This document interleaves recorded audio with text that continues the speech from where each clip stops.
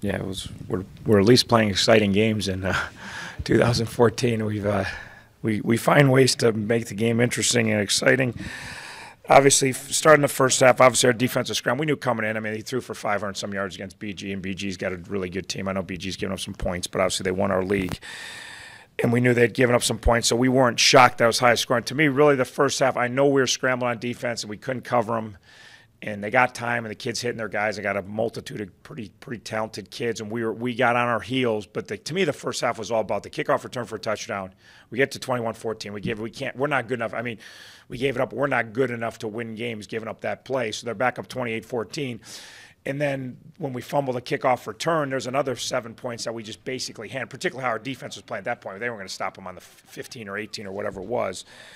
And then we don't score when we got it down there the one time. We got chances to score. And I really, at half, I felt like if we would have played offensively as good as we could play. Time to zip up, buckle up, and get your new gear on. Time now for our on-field interview, actually the post-game press conference with head coach Chuck Martin, outfitted by the Miami University Bookstore. Let's join head coach Chuck Martin as he's just opening up his press conference. We got that last drive and score, but I'm like, God, I really feel like it's about a 28-all game. Both offenses, I mean, offense, we felt like we could roll. Obviously, they felt like they could roll.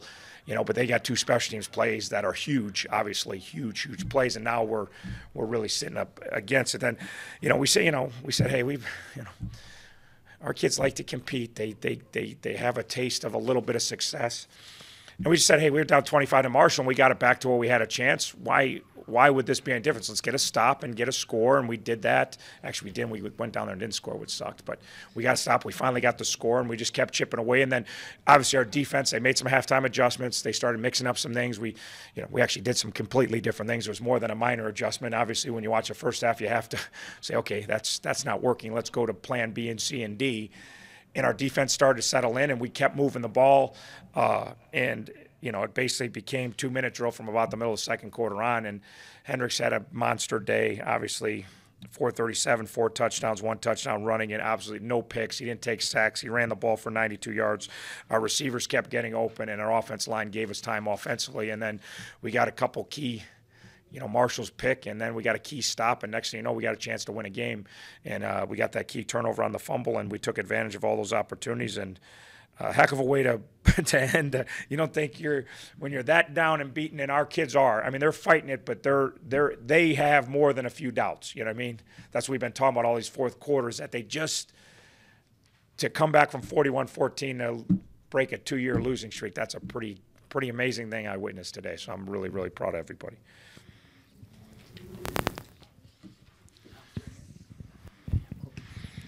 Chuck, once it was over, well, I don't know what it felt like out there.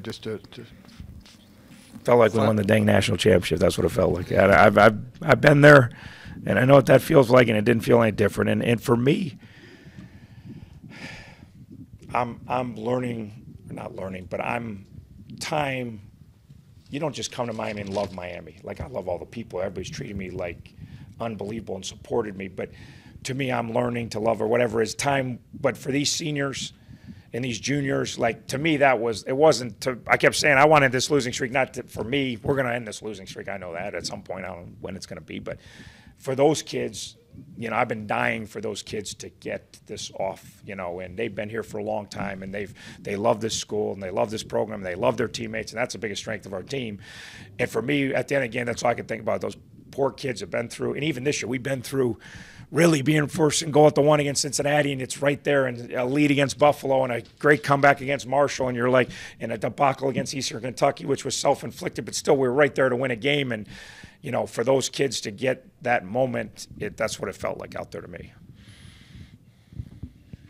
How important was it to have somebody like Andrew at the helm coming down the second half with his kind of yeah, it helped, but to me, he hasn't been any different than anyone else around here.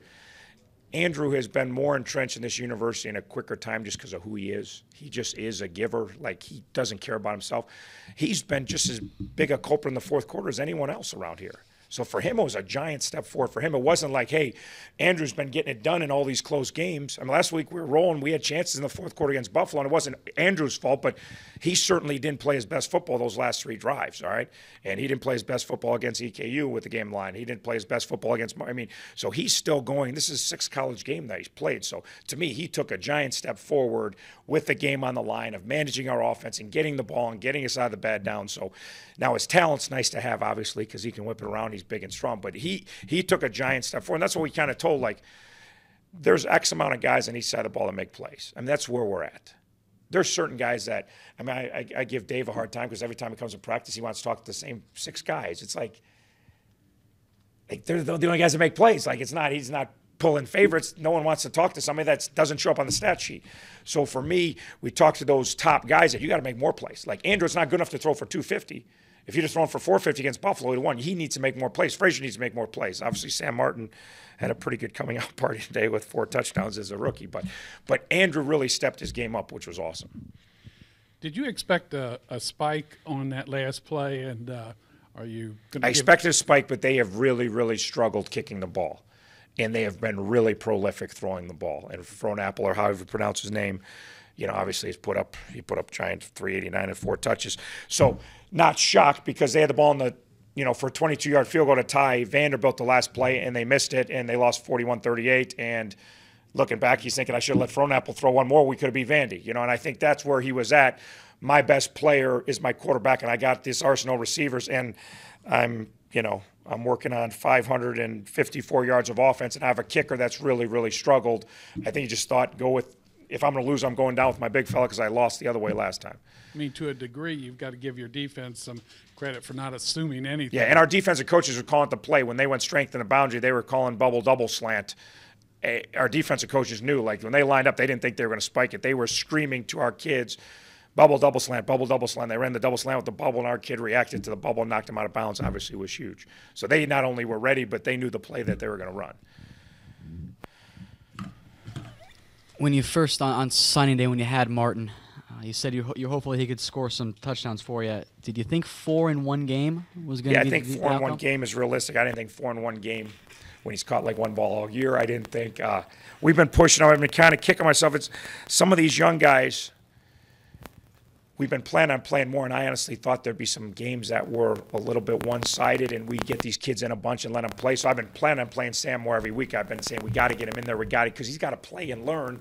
But we've been in all these close games, and he's just a rookie, and sometimes he looks a little frazzled. So with day one out, which was obviously crucial, but it created an opportunity that he was the next guy in our third down package, which we ended up in our third down package pretty much for 2.5 quarters. So the 2-minute drill at the end was no big deal. We've been 2 minutes since 41-14, so we were just running a regular offense. So he got in there because Day One was out and obviously took advantage of, and Andrew made some great throws to him, and obviously he made some great plays for us.